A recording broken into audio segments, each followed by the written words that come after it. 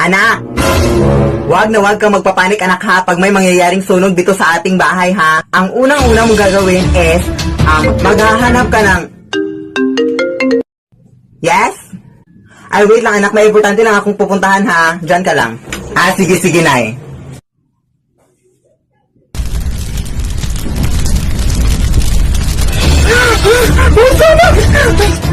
Wag na wag kang magpapanik. Hala, may sunog!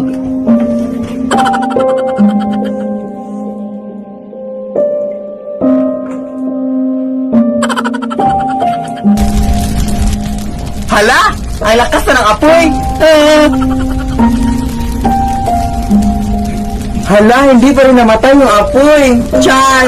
Hala, ang init na, aray! Anak! Anong kabubuhan yung ginawa mo, anak? Oh my gosh! Wala ka talagang utak, anak! Ano ba yung ginawa?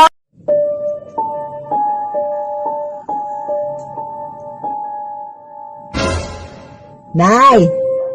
May pangit na aswang dito! Anak, walang pangit dito sa mundo. Lahat magaganda, anak. Huwag kang ganyan magsalita, anak, ha? Hindi ka pangit, ha? Maganda ka.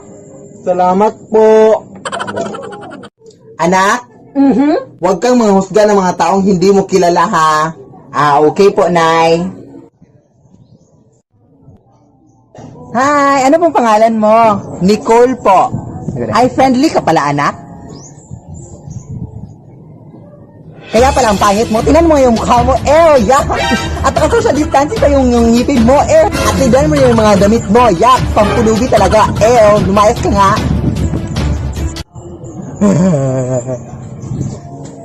Lead me, Lord.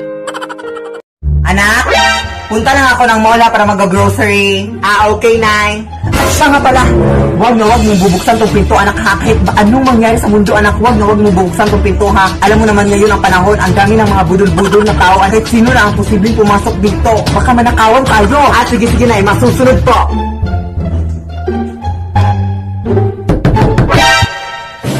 Wag na wag mong bubuksan tong pinto, anak ha. Hoy, sino yan? Nanay mo, anak. Pakibuksan na yung pinto, please. Nandito na ako. Hindi pwede, no.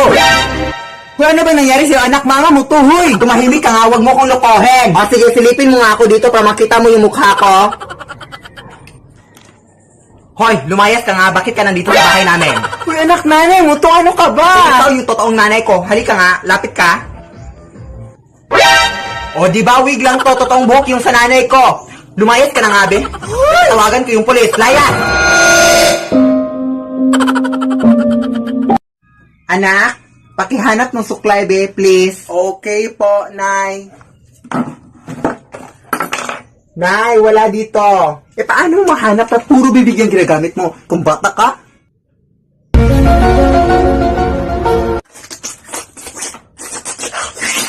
Uy, ayun yung suklay. Anak, pakiabot nga yung walis doon. Nay, ang layo, di ko maabot. Abutin mo.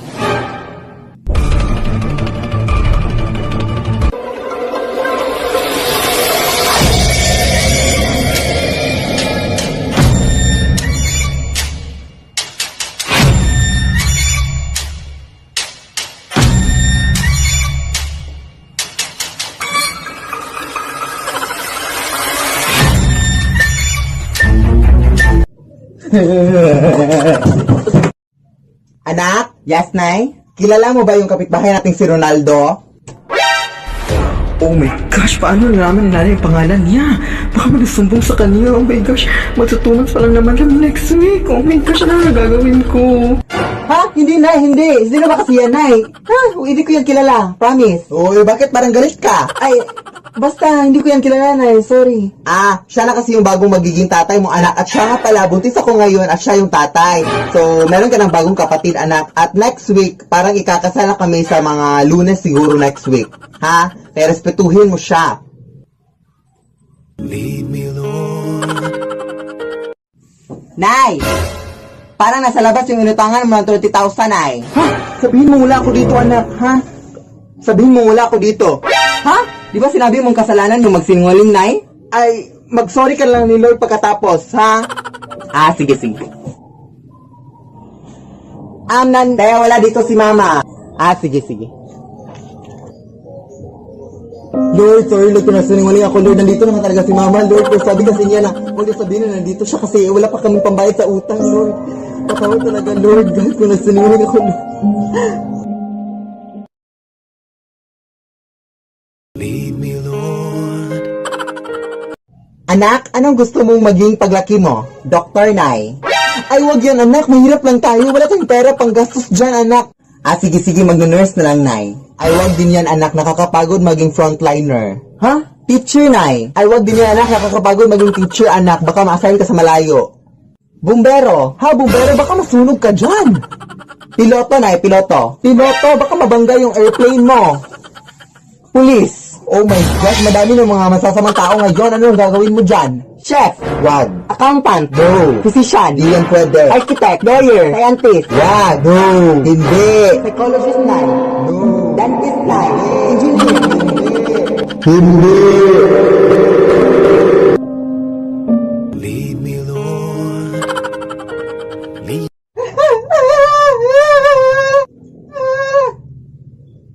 Anak? Yes, Nay? Saan ka? Nandito sa bahay, nanonood ng TV. Bakit? Saan? Nandito nga sa bahay, nanonood ng TV. Pakibilisan ang panonood, be, at pumunta ka dito.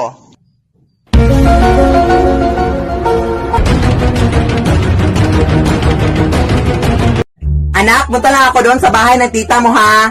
Sige, Nay. At siguro mga mamayang alas 3 para madaling araw ako makakauwi. Sige, Nay.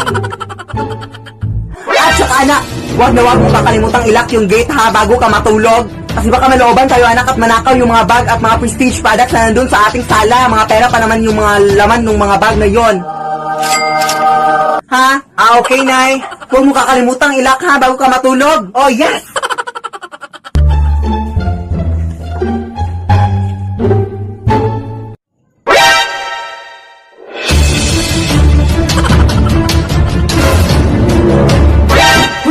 Hindi mo nilock yung gate! Nawala na yung mga pera natin doon! Ninakaw na! Di ba sinabi ko sa'yo ilock yung gate, ha? Yes, Nay, pero yung sinabi mo sa akin is ilalak ko yung gate bago ako matulog. Pero hindi pa naman ako inaantok, Nay. Lead me, Lord. Ay, ganda ng tulog ko. Yes, thank you. Nay, pakikuha nga yung phone ko dyan, sa may upuan. Please. Nay, pakikuha nga yung phone ko. Nay.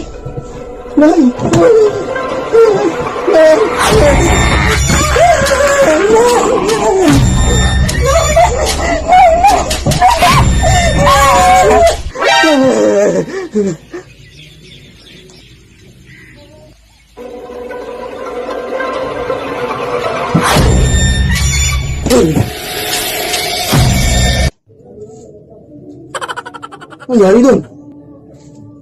Mama!